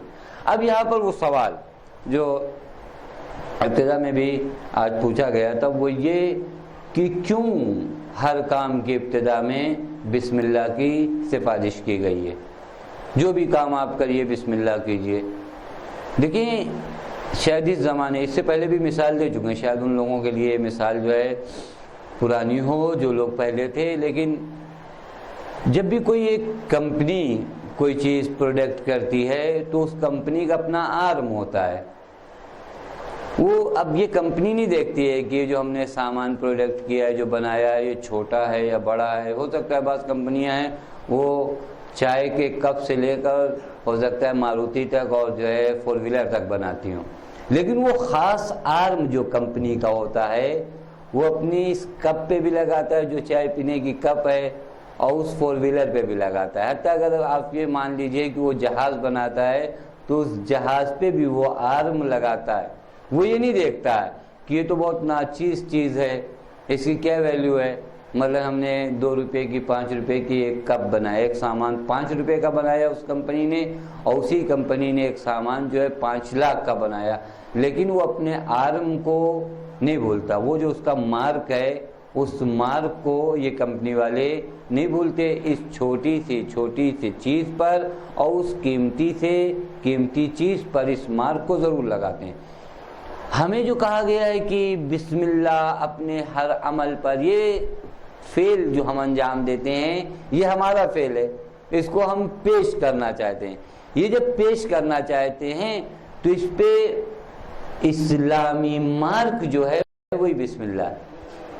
وہ جو مارک ہے اسلامی وہ آپ کا یہ بسم اللہ ہے۔ یہاں سے پتہ چلتا ہے کہ یہ ایک فعل ایک مسلمان کا فعل ہے، یہ عمل ایک مسلمان کا عمل ہے۔ اب اس وقت آپ یہ نہیں دیکھتے کہ آپ بیٹھ رہے ہیں، کھڑے ہو رہے ہیں، یا ایک بہت بڑی مسجد کو تعمیر کرنے جا رہے ہیں، یا ایک بہت بڑے امامباڑے کو تعمیر کرنے جا رہے ہیں۔ اٹھنا یہ بھی ہمارا فعل ہے، اس بڑی مسجد کو بنانا یہ بھی ہمارا ایک کام ہے۔ ہم اسی کمپنی کی طرح، جو کمپنی یہ نہیں دیکھتی کہ ہمارا کون سا سامان چھوٹا ہے کون سا سامان بڑا ہے، بس یہ بتانا چاہتی کہ لوگ یہ سمجھیں کہ یہ کام ہماری کمپنی کا ہے۔ ہم بھی یہ بتانا چاہتے ہیں کہ یہ کام اسلامی کام ہے، اور اگر واقعاً ہر فعل کے پہلے بسم اللہ کہنے والے اس چیز کو سمجھ جائیں کہ ہدف کیا ہے بسم اللہ کہنے کا، ان کے ان اعمال بھی چینجنگ آ جائے گی کہ ہم ایک اسلامی پروڈکٹ پیش کرنا چاہتے ہیں، ایک اسلامی کام کو پیش کرنا چاہتے ہیں۔ جب آپ اسلامی کام کو پیش کرنا چاہتے ہیں تو اس وقت آپ 1000 جہت سے اس چیز کا جائزہ لیں گے کہ کہیں ایسا نہ ہو کہ یہ فعل جو ہم سماج کے حوالے کرنا چاہ رہے ہیں اس فعل میں کہیں اسلام کی توہین ہو، کیونکہ ہم اس میں اسلام کا آرم اور مارک لگا کر یعنی لوگوں کے سامنے پیش کرنا چاہیں۔ ہر طرح کا خیال ہم کو رہے گا، یہ ہمارے فعل پر اثر انداز ہوگا۔ اب ہماری زبان سے پہلے جو بسم اللہ نکلتا ہے اور اس کے بعد جب زبان کھلتی ہے تو اس مارک کے ساتھ یہ الفاظ نکلتے ہیں۔ اب یہاں کسی کی توہین نہیں ہوگی، اب یہاں کسی پر الزام تراشی نہیں ہوگی، کیونکہ ہم ایک پیغام دینا چاہتے ہیں کہ ہمارا کام ایک اسلامی کام ہے. اسلامی فعل میں، اسلامی کام میں نہ کسی پر الزام لگتا ہے، نہ کسی پر بہتان لگتا ہے، نہ کسی پر غیبت کی جاتی ہے، نہ کسی کی توہین کی جاتی ہے، نہ کسی کی توبیخ کی جاتی ہے. ہم یہ سمجھ لیں کہ ہمارے ہر فعل کو اور ہر عمل کو الہی رنگ دینا چاہتے ہیں. ہوتا ہے نا، انسان اپنے آپ کو ایک خاص رنگ میں ڈھالنا چاہتا ہے. ہم اپنے عمل کو الہی رنگ میں ڈھالنا چاہتے ہیں. الہی رنگ میں عمل کو ڈھالنے کے لیے ضروری ہے کہ ہر عمل سے پہلے کیا کیا جائے؟ بسم اللہ کہا جائے. پس بسم اللہ کی ایک اہمیت جو ہے وہ یہ. یہاں پر اور باتیں ہیں گرامر کی، اس کو بھی چھوڑتے ہوئے صرف گزر جاتے ہیں، آ جاتے ہیں. یہ جو ایک کلمہ اللہ آیا ہے اس پہ بحث کرتے ہیں، چونکہ بہت جلدی یہاں سے گزرنا، یہاں پر اسم سے بحث کرنا تھا، اس سے بھی بحث نہیں کرتے. یہاں پر ایک لفظ اللہ آیا ہے، بسم اللہ الرحمن الرحیم. اس لفظ اللہ کی خصوصیت کو بیان کریں کہ لفظ اللہ خداوند متعال کے بہت سے اسماء ہیں. جیسے اللہ کو علیم کہا جاتا ہے، سمیع کہا جاتا ہے، بصیر کہا جاتا ہے، خالق کہا جاتا ہے، مدبر کہا جاتا ہے، الآخر الرحمن رحیم. یہ سب صفات الہیہ ہیں. لیکن جب بسم اللہ الرحمن الرحیم میں جس لفظ کو انتخاب کیا اور جس ورڈ کا اللہ تعالیٰ نے انتخاب کیا وہ لفظ اللہ کا انتخاب کیا. آخر اس لفظ اللہ میں وہ کون سی خصوصیت ہے جو دوسرے اسما میں نہیں ہے؟ یہ خود ایک سوال ہے کہ جب آپ بسم اللہ الرحمن الرحیم کہتے ہیں تو یہاں پر اللہ کے لفظ کو ابتدا میں آغاز میں قرار دیا اور کسی نام کو قرار نہیں دیا. بسم السمیع الرحمن الرحیم ایسے بھی آ سکتا تھا، بسم البصیر الرحمن الرحیم، بسم الخالق الرحمن الرحیم. اس طرح اللہ تعالیٰ کے بہت سے نام ہیں، لیکن خود لفظ اللہ کا انتخاب کس بات پہ دلیل؟ علماء فرماتے ہیں کہ لفظ اللہ جتنے بھی پروردگار عالم کے نام ہیں، جیسے خالق، سمیع، مدبر، بصیر، یہ تمام نام ایک میسج دینا چاہتے ہیں. ان میں سے ہر نام کا اپنا ایک میسج ہے. مثلا جس وقت آپ اللہ کو کہتے ہیں علیم تو اس کا مطلب اللہ کی معلومات کی جانب اشارہ کرنا چاہتے ہیں. جس وقت آپ کہتے ہیں سمیع یعنی اللہ کے سننے، اور اللہ کا سننا ہماری طرح نہیں ہے، بات واضح انشاءاللہ واضح ہونا چاہیے کہ وہ سمیع کا مطلب یہ نہیں کہ کان ہے اور یہ نہیں سننا، نہیں وہ مطالب جو آپ کے لبوں میں بھی نہیں آئے، یعنی اس حد تک سننا کہ وہ جو دلوں میں ہیں اس بات کو بھی جان جانا. یہ سمیع بمعنی یہاں پر یہ خوب یہ اسی ایک معنی کی طرف اشارہ کرتا ہے. یا بصیر کہتے ہیں تو رؤیت کی جانب اشارہ کرتا ہے، یعنی ہر نام کا ایک خاص میسج ہے. لیکن لفظ اللہ، یا آپ اللہ کو خالق کہتے ہیں تو یہ خلقت کی جانب ایک میسج ہے. لیکن ایک لفظ واحد ہے جو لفظ اللہ ہے، جہاں کہنے کے بعد آپ نے گویا ان تمام صفات کو جمع کر لیا. یعنی لفظ اللہ کہنے کے بعد خالق ہے، اس میں مدبر ہے، سمیع ہے، بصیر ہے، رحمان ہے، رحیم ہے، یہ تمام چیزیں وہاں پر موجود ہیں. بس اسی وجہ سے کہا جاتا ہے کہ اسماء الہی میں سے وہ اسم، وہ نام جو جامع ہے، جامع کہتے ہیں جو اپنے اندر سب کو سموئے ہوئے ہے، وہ نام جو جامع ہے، وہ ورڈ جو ہے وہ اللہ کا ورڈ ہے. اس وجہ سے قرآن مجید نے ابتدا کہاں سے کیا؟ بسم اللہ الرحمن الرحیم. یہاں پر ایک مطلب آپ لوگوں کی خدمت میں اہم اشارہ کریں، کیونکہ بعض لوگ جو پہلے تھے وہ بور ہو رہے ہیں، ہم سوچے وہ لوگ بھول چکے ہوں گے لیکن نہیں بھولے. خوب اچھا کہ صلوات پڑھے محمد والے.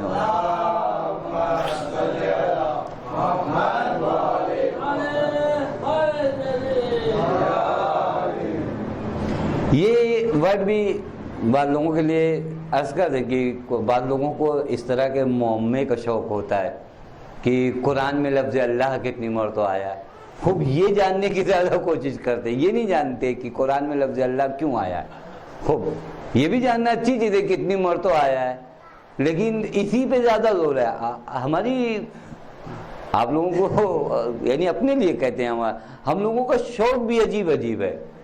شوق یہ ہے کہ آپ بتائیے کہ ذوالجناح کی عمر کتنی تھی، خوب اگر آپ جان گئے تو کیا ہو جائے گا. کہنے کا مطلب یہ، یعنی بعض باتیں جو جاننا ہے ضروری اس کو نہیں جاننا چاہتے. بعض یہ سوال کرتے ہیں کہ امام زمانہ کی شادی ہوئی یا نہیں ہوئی. خوب یعنی کہنے کا مطلب اس سے کون سی دین ثابت ہونا چاہ رہا ہے. یعنی واقعی ہمیں کبھی کبھار لگتا ہے کہ یہ دشمن کی سازش ہے. جہاں قوم کو سوال کرنا چاہیے وہاں سوال نہیں ہو رہا ہے. جس باتوں کو سوال نہیں کرنا چاہیے جو اصلاً ہمارے ابھی کام کی نہیں ہے وہ سوالات ہو رہے ہیں. یہ بتائیے یہ کیسے ہے وہ کیسے. آپ اپنی زندگی کو سنوارنے کا سوال کیجئے. زندگی میں جب وقت کم ہے ٹائم کم ہے یہ بھی طے ہے کہ ہم لوگوں کی زندگی ابھی اس راستے پر نہیں ہے. انسان جب سفر پہ جاتا ہے اور ٹرین چھوٹنے والی ہوتی ہے تو اہم سوالات کرتا ہے. وہ نہیں پوچھتا کہ آپ کی دکان کس کے سامنے ہے. خوب آپ سے کیا مطلب. آپ یہ پوچھئے کہ آپ کی دکان کہاں پر ہے, آپ کیا کھائے تھے آج, ناشتے میں کیا لیا تھا آپ نے, اور دوپہر میں کیا لیا تھا, اور پانی کیسا تھا, ہلکا تھا, گاڑھا تھا, میٹھا تھا, پھیکا تھا. خوب آپ وہ ٹرین جانے والی ہے, آپ اس سے کچھ ضروری سوالات کریے. مگر یہ کہ آپ یو پی کے ہو, کہتے ہیں کہ یو پی والے سارے ضروری سوال جو ہے وہ بعد کے لیے جب ٹرین چھوٹ جاتی ہے تو پوچھتے ہیں. اس سے پہلے کے سارے سوالات جو ہے وہ بیجا کے ہوتے ہیں. یہ حال بھی ہوتا ہے. آج قوم کا یہی حال ہے. آپ کی زندگی قیمتی ہے, آپ کا دشمن آپ کے ہر طرف سے آپ کے پیچھے لگا ہوا ہے, ہر طرح سے اعتراضات ہیں. آپ جو سوالات کیجئے وہ ایسے سوالات کیجئے کہ جو اہم ہو, جو آپ کی زندگی میں ایک کردار رکھتے ہوں, جو آپ کی زندگی میں ایک اہمیت رکھتے ہوں. مثلا ہم سے ایک سامنے اب بات آ گئی تو عرض کر دیں, مولانا تھے وہ انہوں نے کہا کہ آپ بتائیے کہ پیغمبر کی نانی کا نام کیا تھا. ہم نے کہا نہیں پتا. خوب نہیں پتا, ہماری کون سی فضیلت کم ہو گئی. کہا آپ کو نہیں, ہم نے 4-5 مولانا سے پوچھا ان کو نہیں پتا. ہم نے کہا 400-500 سے پوچھئے نہیں پتا. تو خوب کیا ہو گیا, میں کیا پرابلم کیا ہے یہاں, کیا پرابلم. ہم نے کہا آپ کو ہم 2 منٹ میں بتا سکتے ہیں. خوب اگر یہ آپ کا علم ہے تو ہم آپ کو 2 منٹ میں بتا دیتے ہیں کیا نام ہے. لیکن اس کے بعد ہمارے اندر کون سی چیز بڑھ جائے گی اور آپ کیا مان جائیں گے. ہم نے کہا یہ بتانے کی چیز ہے. اس وقت آپ ہم سے یہ پوچھیں کہ آپ یہ بتائیے کہ وہ مولانا تھے, ایسا بھی نہیں ہے کہ وہ بھی عام آدمی تھے, وہ مولانا تھے, وہ اپنی کچھ چیز ثابت کرنا چاہتے. وہ سوچے ابھی ہم نے کہا نہیں پتا. خوب نہیں پتا تو نہیں پتا, خوب کیا کر لیں گے آپ. اصلاً یہ فضیلت ہے. آپ یہ پوچھیں کہ پیغمبر کیوں آئے تھے, پیغمبر کے آنے کا ہدف کیا تھا, پیغمبر نے کیا پیغام دیا, پیغمبر نے کیا میسج دیا, یہ ضروری ہے. لیکن سوالات انہی جوابات میں سے ایک یہ ہے کہ اللہ تعالیٰ کا نام قرآن مجید میں 2698 مرتبہ آیا ہے. یہ اتنی تمہید جو ہے اس کے لیے تو ہو کسی طرح ہم کوشش کر رہے ہیں کہ وہ بات نہ بتائیں جو تفسیر وہی سننے آئے ہیں. 2698 مرتبہ قرآن مجید میں اللہ تعالیٰ کا نام آیا. یہاں پر اب ہم کو لگا کہ آپ لوگ تھک گئے اس لیے اتنا مذاق کیا. خوب یہاں پر جو ہے ایک لفظ آیا اللہ. خود اس کے بارے میں خود ایک گرامری بحث ہے, اس کو بھی چھوڑتے ہیں کہ اللہ بھی در حقیقت الہ تھا. الہ الف لام ہے, کہتے ہیں اس کا جو حمزہ تھا عربی میں قانون ہے اس کو گرا دیا گیا, پھر اس کے بعد ایک الف اور لام کو بڑھا دیا گیا. کیا ہو گیا, یہ الہ کیا ہو گیا, اللہ ہو گیا. یعنی پہلے الف لام ہے الہ. الہ کا مطلب معبود کا ہوتا ہے. الہ کا مطلب کیا ہوتا ہے, معبود. اور ایک معنی جو بہت اہم ہے وہ ذات جس کے اندر حیرت ہو, وہ ذات جس کے اندر حیرت یعنی کیا, یعنی نہ سمجھ پائے اس ذات کو. متحیرن فی عربی میں کہتے ہیں وہ ذات جس کے اندر آپ کو حیرت ہو اس کو کہتے ہیں الہ. یہ الہ بھی اس حمزے کو یعنی شروع میں جو الف ہے اس کو گرا دیا گیا, پھر اس کے بعد الف اور لام کو بڑھایا گیا, یہ کیا ہو گیا, اللہ ہو گیا. اس کو حتیٰ الہ کا لفظ جو استعمال ہوتا ہے ضروری نہیں ہے کہ ذات حق تعالیٰ کے لیے استعمال ہو. قرآن مجید نے بھی اس کو استعمال کیا کس کے لیے, ان لوگوں کے لیے جو باطل معبود کو مانتے تھے, ان کے معبود کو بھی الہ کا لفظ استعمال کیا. سورہ نحل میں لا تتخذوا الہین اثنین, یعنی 2 خدا کو کبھی نہ مانو. توجہ فرمائیں, پس الہین یعنی 2 معبود کو فرض نہ کرو. حتیٰ ہوائے نفس کو بھی معبود کہا گیا ہے. اس کو بھی ایک دن آپ لوگوں کی خدمت میں عرض کیا تھا, ارائیت من اتخذ الہہ ہوا ہو. بعض لوگوں کا معبود کون ہو جاتا ہے؟ ہوائے نفس. یہ ایک مرحلہ ہے، اس کو بھی پتہ نہیں ایک مجلس میں عرض کیا تھا کہ پہلے انسان ہوائے نفس کی پیروی کرتا ہے. پہلے ہوائے نفس جو کہتا ہے وہ کرتا ہے. نفس یہ کہتا ہے کہ ان کو برا کہو، بھلا کہو، یہ کرو، وہ کرو، نفس کی باتیں مانتا ہے. پھر دھیرے دھیرے ہوتے ہوتے یہ انسان نفس کا بندہ ہو جاتا ہے. اس کو قرآن مجید ہے. اور جب انسان نفس کا بندہ ہو جائے تو پھر اسے کچھ بھی نہیں سمجھ میں آتا. پھر اسے نہ حق سمجھ میں آئے نہ باطل سمجھ میں آئے، اسے صرف یہ سمجھ میں آتا ہے کہ میرا معبود کیا کہہ رہا ہے. توجہ کریں، بہت سے ایسے نمازی آپ کو مسجدوں میں ملیں گے جو اقرار تو اللہ تعالیٰ کی معبودیت کا کر رہے ہیں، لیکن وہ اپنے نفس کے بندے ہیں.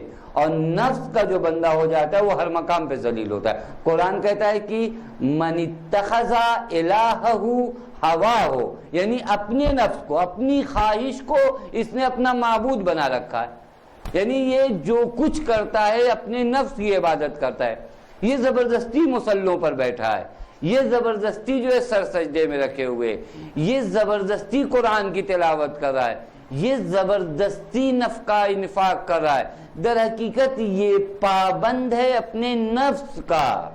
قرآن اس سے ہٹانا چاہ رہا ہے کہ نہیں، نفس کی بندگی میں نہ رہو، بلکہ اگر بندگی کرنا ہے تو اللہ کی کرو. بندگی جب انسان نفس کی کرتا ہے تو ہو سکتا ہے، توجہ کیجئے گا، یہ شاید تواریخ میں ہم لوگوں کے لیے قابل عبرت ہو کہ جب بندگی نفس کی شروع ہو جاتی ہے تو رکاب مولائے کائنات میں رہ کر مولائے کائنات کو مشورہ دیا جاتا ہے. جب بندگی نفس کی شروع ہو جاتی ہے تو انسان حسین ابن علی کو خط لکھتا ہے، اور پھر اس کے بعد جب مولا آتے ہیں تو ان کی مدد سے منحرف ہو جاتا ہے. یہ در حقیقت بندگی خدا نہیں ہے، یہ بندگی نفس تھی. نفس جس ٹائم جو فیصلہ کر دے، اس کے پاس کوئی دین نہیں ہے پہلے سے کہ دین فیصلہ کرے. اس کا نفس ہے.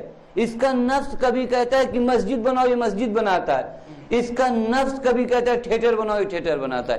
اس کا نفس جو فیصلہ کرتا ہے وہ کرتا ہے. توجہ کریں، یہ خدا کی باتوں پر عمل نہیں کرتا، یہ خدا کا بندہ نہیں ہے، یہ اپنے نفس کا بندہ. اور جب انسان نفس کا بندہ ہو جائے تو وہ ہر مرحلے پر وہی کام کرتا ہے.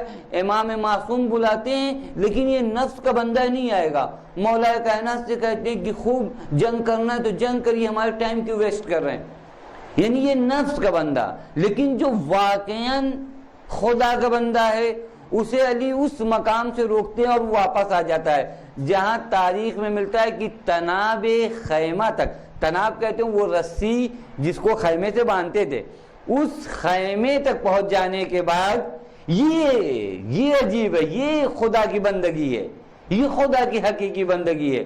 نفس ایسے موقع پر کیا کہتا ہے؟ ایک دشمن جسے آپ مدتوں سے تلاش کر رہے ہوں، جس کی وجہ سے آپ ایک صحرا میں اتنے زمانے سے موجود ہوں، اور جو آپ کے مولا کا سب سے بڑا دشمن ہو، وہ آپ کی تلواروں میں ہو، تلوار کی زد پر ہو. نفس کیا کہے گا انسان کا؟ کہ ہم لوگ ہوتے تو کہتے کہ تھوڑی دیر میں آپ کا پیغام آیا. اگر بہت کیا نام ہے احترام کرتے کہ خوب آیا تھا میسج آپ کا، لیکن ہم کام تمام کر چکے تھے، یا نہیں سنتے، کانوں کو بند کر لیتے. نہیں، لیکن جو نفس کا پیروکار نہیں ہے، جو خدا کا حقیقی بندہ ہے، وہ اس مرحلے پر جب پیغام آتا ہے کہ مولا منع کرنا ہے تو لوٹ آتا ہے. یہ ایک الگ مرحلہ ہے، یہ اس مرحلے تک پہنچنا ہے. نہ یہ کہ انسان اپنے نفس کو اپنا معبود بنا لے. کہنے کا مطلب یہ کہ یہ الہ کا لفظ جو ہے کئی معنوں میں استعمال ہوتا ہے. یہ اس معنی میں جب معبود کے معنی میں ہو. ایک معنی جو اہم ہے جس کو ذکر کرنا ضروری ہے، تحیر اور حیرت کا معنی. یعنی اللہ، یعنی وہ ذات جس کے اندر حیرت ہو، وہ ذات جس کے اندر حیرت ہو. یہاں پر تحیر کا عجیب لطیف اور عرفانی معنی کرتے ہیں تاکہ آخر میں کچھ لوگ جو ہم تو شکوا رکھتے ہوں ختم ہو جائے. تحیر، حیرت دیکھیے دو طرح کی ہوتی ہے. کبھی حیرت جو ہے، مطلب ہم ایک ایسے شہر میں گئے، ابتدائی میں اس کو بہت ہی تمہید کے ساتھ نہیں، ایک دم آسانی سے ایک مثال لیتے ہیں. مطلب پیغمبر کی حدیث ہے، رب زدنی فیک تحیرا، اے میرے اللہ اپنی ذات میں جو میرے اندر حیرت ہے تیری ذات کے تئیں اس میں اور اضافہ فرما. یہ عجیب ہے نا, حیرت کی دعا کر رہے ہیں پیغمبر, کیوں تیری ذات میں میں متحیر ہوں, حیرت ہوں, کچھ نہیں سمجھ میں آ رہا, اس میں اور اضافہ فرما. یہ عجیب دعا ہے, یعنی تحیر کو ختم کر, حیرت کو ختم کر, یہ دعا کرنا چاہیے.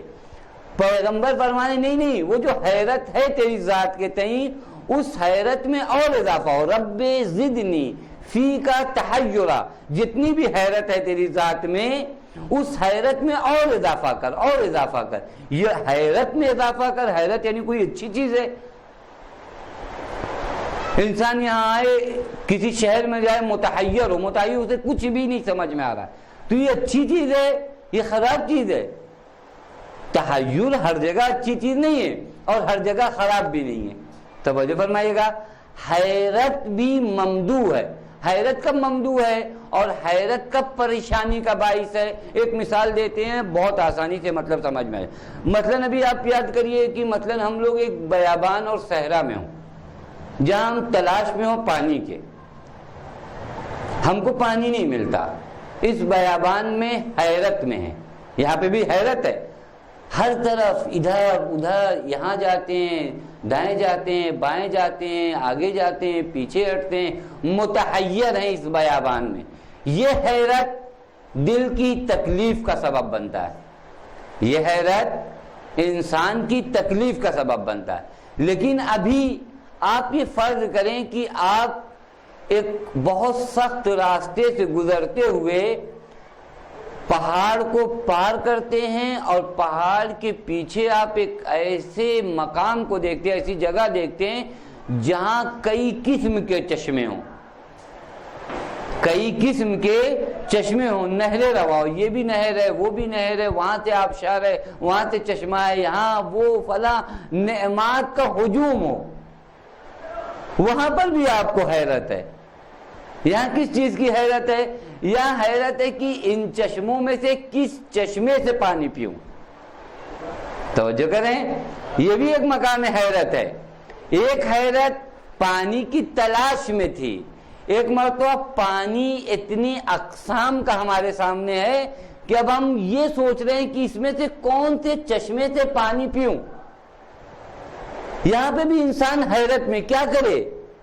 یہ جو پیغمبر فرما رہے ہیں کہ رب زدنی فی کا تحیرا, یعنی تیری صفات کے اس گلشن میں جو میں آ چکا ہوں حیرت میں ہوں کہ کس صفت سے وابستہ ہوں, کس صفت کی مدح کروں, کس صفت کا تذکرہ کروں, کس صفت کی باتیں کروں. توجہ کریں, کس صفت کی باتیں کروں.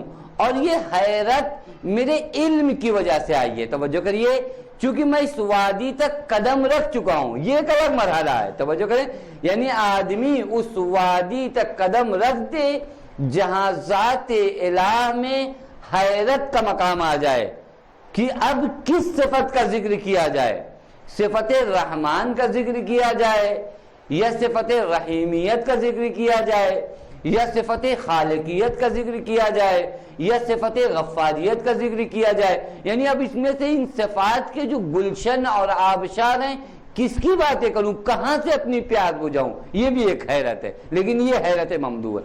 بس ذات حق تعالی متحیر فی ہے, یعنی جہاں پر انسان حیرت میں آ جاتا ہے. ایک حیرت وہ یس کیا ہم لوگوں والی حیرت ہے کہ ابھی وہاں تک ہم لوگوں پہنچے نہیں. ایک حیرت پیغمبر کی حیرت ہے کہ جو اس وادی میں قدم رکھنے کے بعد ابھی یہ کہتے ہیں کہ یہ جو کچھ میں دیکھ رہا ہوں, یہ بھی ایک توحید حقیقی ہے, یہ جو کچھ میں دیکھ رہا ہوں یہی سب کچھ نہیں ہے, یہ جو کچھ دیکھا جا رہا ہے یہی سب کچھ نہیں ہے, یہ خود اشارہ ہے کہ تیری ذات لامتناہی ہے. یعنی اتنا بڑا سفر طے کر کے اور اتنی دشوار منزلوں سے گزر کے کوئی ذات اس مقام تک پہنچے اور وہ کہے رب زدنی فی کا تحیرا, یعنی اپنی ذات میں حیرت میں اور اضافہ کر. یعنی نئے نئے وہ باتیں اجاگر ہوں جو ابھی مجھے نہیں معلوم ہے. جو عرض کیا تھا آپ کی خدمت میں کہ کوئی بھی کائنات میں دعویٰ نہیں کر سکتا ہے، چہ ائمہ ہوں چہ انبیاء ہوں، کہ ہم کن ہے ذات حق تعالیٰ تک پہنچ گئے۔ بس یہ ایک حیرت ہے۔ بس بسم اللہ الرحمن الرحیم میں جو لفظ اللہ آیا، اس کا دو معنی، آسان کریں اس کو، ایک اللہ کا معنی معبود کا ہے، ایک وہ ذات جس کے اندر حیرت ہوتی ہے۔ پھر اس کے بعد یہاں پر الرحمن اور الرحیم، اس کو بھی عرض کر چکے ہیں، کافی بحث ہو چکی تھی کہ الرحمن اور الرحیم سے بھی مراد یہاں پر رحمان ان صفات کا تعلق ہے جہاں پر عمومیت ہو، سب کو شامل ہو۔ یہاں پر آخر تک ہمارے اور تفسیر بھائی میں جو ہے کسی حد تک ایک دوسرے کو ہم لوگوں نے قبول نہیں کیا، خوب نہیں کیا، فرق نہیں پڑتا ہے۔ الرحمن، لیکن اس مرحلے تک ہم لوگ آ کے صلح کیے تھے۔ الرحمن اور الرحیم یہ دو صفات ہیں جس میں الرحمن کا تعلق کفار، مشرکین، مومنین سب سے ہے، اور الرحیم کا تعلق جو ہے صرف مومنین سے۔ حدیث میں آیا ہے کہ رحمان صفت عام ہے اور رحیم صفت خاص ہے، یعنی الرحمن کا تعلق صرف الرحمن کا تعلق تمام افراد سے ہے، لیکن الرحیم کا تعلق مومنین سے۔ یہ جو ذہن میں سوال اٹھتا ہے کہ خوب اللہ تعالیٰ نے یہاں کوئی پارٹی بازی کیا ہے کہ رحیمیت کی صفت کو مومنین سے رکھ لیا، اس کو ہم نے جواب دیا تھا کہ الرحمن کی صفت در حقیقت ایک سیڑھی کی طرح ہے۔ اس صفت عام میں پروردگار عالم نے ہم سب کو رکھا، اب اس صفت رحمان سے مدد لے کر وادی رحیمیت تک جو چلا جاتا ہے وہ مومن ہو جاتا ہے۔ ایسا نہیں کہ اللہ تعالیٰ نے بانٹ دیا ہے کہ نہیں یہاں تم نہیں آتے، نہیں، اسی رحمان سے آپ کو کیا کرنا ہے؟ مدد لینا ہے، یہیں سے اپنے اندر استعداد پیدا کرنا ہے کہ پہلے مرحلے میں جیسے اسکول میں ہوتا ہے، اسکول میں پہلے مرحلے میں تعلیم سب کے لیے عام ہے، توجہ کریں، تعلیم ابتدا میں سب کے لیے عام ہے، لیکن اس کے بعد آپ یہ کہیں کہ نہیں کیوں میرٹ لسٹ میں جو ہے فلاں لڑکے کیوں گئے، اب وہاں ان کے ساتھ خصوصی رعایات کیوں ہیں؟ کہتے نہیں، ابتدائی تعلیم جہاں سے میرٹ لسٹ میں جا سکتے تھے، جس کی مدد سے ہم اس لسٹ تک جا سکتے تھے، وہ سب کے لیے تھی، اس میں نہ مومن دیکھا گیا، نہ کافر دیکھا گیا، نہ مشرک دیکھا گیا، وہ صفت الرحمن سب کے لیے تھی۔ اب اس صفت الرحمن میں جنہوں نے واقعاً کوشش کی، جنہوں نے اس رحمانیت کا شکر ادا کیا، اب وہ اگلی لسٹ میں جانا ہے، وہ اگلی لسٹ میں جو جا رہا ہے کسی پارٹی کی وجہ سے نہیں جا رہا ہے، وہ اسی استعداد کی وجہ سے جا رہا ہے، یعنی محدودیت، وہ جو اعتراض تھا ان کا، محدودیت ذات حق تعالیٰ کی جانب سے نہیں ہے، ہم نے محدودیت پیدا کر لیا ہے۔ آپ اپنے چاروں طرف دیوار گھیر لیجئے اور کہیے دنیا چھوٹی کیوں ہو گئی، دنیا کو بڑی رہنا چاہیے، خوب آپ اس دیوار کو گرائیے، اور اس دیوار کو گرانے کے لیے صفت رحمانیت کا اسلحہ ہم نے دیا آپ کے ہاتھوں میں، جنہوں نے اس دیوار کو گرا دیا وہ اس دائرہ رحیمیت میں داخل ہو گئے۔ اگر ہم نے نہیں گرایا، یہ تقصیر ہماری ہے، محدودیت ہماری جانب سے ہے، محدودیت ذات حق تعالیٰ کی جانب سے نہیں ہے، یعنی ہم نے نہیں چاہا کہ اس منزل کو پار کریں، وگرنہ جو استعداد آپ کے ہاتھوں میں تھی، یعنی پروردگار عالم جس طرح رحمان مومنین کے لیے ہے، اسی طرح رحمان کافرین کے لیے ہے، اسی طرح رحمان مشرکین کے لیے، یعنی راستے سب کے لیے کھلے ہیں۔ پھر اس کے بعد ایک دائرہ رحیمیت ہے، کس رحمانیت کے دائرے کو عبور کر کے یہاں تک جو آ جائے گا اس صفت خاص کا بھی جو ہے کیا ہے، مستحق ہو جائے گا۔ یہ ایک مسئلہ تھا رحمان و رحیم کا۔ پھر اس کے بعد جو ایک بات ہے وہ کچھ فقہی احکام ہیں بسم اللہ کے سلسلے میں، وہ یہ کہ یہ بھی احکام واضح ہیں بسم اللہ کے، ہم صرف اس کو پتہ نہیں پڑھیں نہیں پڑھیں، ہمارے خیال سے بہت ضروری نہیں ہے، توضیح المسائل وغیرہ میں بھی ہے کہ یہ لفظ اللہ ہے، اس کو نجاست سے آلودہ کرنا جو ہے حرام ہے، یعنی ایسا نہ ہو کہ کوئی نجاست اس نام تک پہنچ جائے، ظاہری نجاست اس نام تک پہنچ جائے، اگر ایسا کوئی کام کرتا ہے تو یہ حرام ہے۔ حتیٰ اگر آپ نے کہیں دیکھا ہے روڈ پر یا کسی نجس جگہ پر ذات حق تعالیٰ کا نام موجود ہے تو انسان کے اوپر لازم اور واجب ہے کہ اس نجاست کو پاک کرے. یہ بھی ایک فقہی حکم ہے. پھر اس کے بعد ہر طرح کی ہتک حرمت کرنا اس نام کی وہ بھی حرام ہے. اب جیسے بھی حرمت ہوتی ہے، مثلا آپ جو ہے دریا میں اس نام کو ڈالنے کے بجائے، مثلا ہمارے معاشرے میں اگر جلا دیا جائے اس نام کو تو یہ تقریباً توہین ہے ذات حق تعالیٰ کی. بس اس صورت میں یہ حرام ہے. یعنی اگر کسی طریقے سے اس نام کی ہتک حرمت ہوتی ہے تو یہ حرام ہے. بدون طہارت یعنی بغیر وضو کے اس نام کو چھونا جو ہے وہ بھی حرام ہے. حتیٰ جو لوگ عمرے اور حج میں جاتے ہیں ان کو بھی یاد رکھنا چاہیے وہ کبھی جو ہے مجادلہ نہ کریں لا واللہ ولا باللہ کے ذریعے. یہ حرام ہے. یعنی عمرے میں اگر کسی سے آپ کا جھگڑا ہو جائے تو آپ کہیں لا واللہ میں نے ایسا نہیں کیا یا بلا میں نے ایسا کیا. یہ لا واللہ و بلا باللہ کے ذریعے جنگ و جدال کرنا جو ہے حرام ہے. رکوع و سجدے میں تسبیحات ہیں. اس تسبیح میں اس اسم اللہ کا آنا ضروری ہے. مثلا آپ کہتے ہیں سبحان اللہ سبحان اللہ، یعنی اس نام کا ہونا ضروری. حتیٰ حیوان کو جب آپ ذبح کرتے ہیں تو اس کے لیے بھی ضروری ہے اس میں خدا کا آنا. یہاں تک یہ ایک مسئلہ جو 8واں 9واں مسئلہ، یہ تقریباً آج کے زمانے میں بیان کیا جائے تو لوگ سوچیں گے افسانہ، لیکن ایک زمانے میں ہوتا تھا. ایک شکاری کتا رکھا جاتا تھا، اس کے ذریعے شکار کیا. اسلام نے اس کو جائز قرار دیا ہے، لیکن اس کے اپنے شرائط، حتیٰ تقریباً 50-60 صفحے کی کتاب ہے خالی کتاب الصید. ہمارے یہاں فقہ میں ایک کتاب ہے کتاب الصید، پڑھائی جاتی ہے. اب دھیرے دھیرے حوضے والے بھی ضرورت محسوس نہیں کر رہے، اتنے نہیں پڑھا رہے، لیکن ایک زمانے میں پڑھائی جاتی تھی، ہم لوگوں کو پڑھائی گئی. اس میں بھی جو آپ یہ کتا رکھتے ہیں، یہ ہر کتے کو آپ نہیں بھیج سکتے شکار کے لیے. اس کو کہتے ہیں کلب معلم ہونا چاہیے. کلب معلم یعنی کیا؟ تربیت یافتہ کتا. یعنی ایسا نہ ہو کہ تربیت نہ ہو، نہیں، اس کی تعلیم دی جاتی ہے اس کتے کو کہ جب اس کے بھی اپنی علامات ہیں. کلب معلم اس کتے کو کہتے ہیں کہ جب آپ بھیجیے تو جائے، اور جہاں آپ کہہ دیجیے اسٹاپ تو وہیں پر وہ رک جائے، تو اس کو کہا جاتا ہے کلب معلم. لیکن اگر بے کہے کا ہو جائے تو اس صورت میں جو ہے اس کا کیا ہوا شکار جو ہے حرام ہے. اور وہاں پہ بھی اپنی شرائط ہیں. اس کے بارے میں بتاتے ہیں صید کو جب حلال کرتے ہیں حلیت کے لیے اس میں خدا کا ہونا ضروری ہے. یعنی کہتے ہیں جس وقت اس کو آپ بھیج رہے ہیں اس وقت جو ہے آپ بسم اللہ الرحمن الرحیم کی تلاوت کریے تو بھیجیے. یہ خود ایک چیز ہے انسانی زندگی میں، ایک میسج ہے کہ دیکھو تمہارا کوئی عمل جو ہے رنگ الہی سے خالی نہیں ہونا چاہیے. یعنی تمہیں ہر مرحلے میں یاد آنا چاہیے کہ تم اس دنیا کے لیے نہیں خلق ہوئے، تمہیں کہیں اور جانا ہے، اس لیے ساری باتیں تم وہاں کی کر رہے ہو. توجہ کریں، یہ خود ایک پیغام ہے. لیکن عرض کیا کہ ہم لوگوں کی زبان پر سوئے ہوئے انسانوں کی طرح اس طرح ہم لوگ نہ جانے ہزاروں مرتبہ بسم اللہ کہتے ہیں، کبھی متوجہ بھی نہیں ہوتے کہ کیا کہہ دیا. بات واضح ہے لیکن کہہ دیتے ہیں.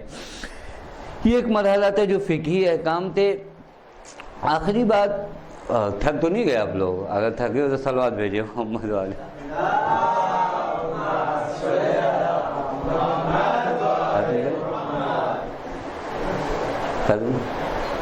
صلوا علی محمد و آل محمد.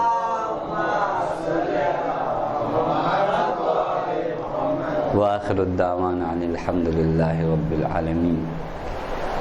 بار الہ تجھے تیرے حق کا واسطہ، آل محمد کے حق کا واسطہ ہم میں جو بیمار انہیں شفائے کامل و عاجل عنایت فرما. بار الہ تجھے تیرے حق کا واسطہ، آل محمد کے حق کا واسطہ ہم میں جو پریشان حال ان کی پریشانیوں کو دور فرما. بار الہ تجھے تیرے حق کا واسطہ، آل محمد کے حق کا واسطہ معبود ہم میں جو مقروض ہوں ان کے قرض کو غیب سے ادا فرما. بار الہ تجھے تیرے حق کا واسطہ، آل محمد کے حق کا واسطہ ہم میں جو بے اولاد ہوں انہیں اولاد نرینہ عنایت فرما.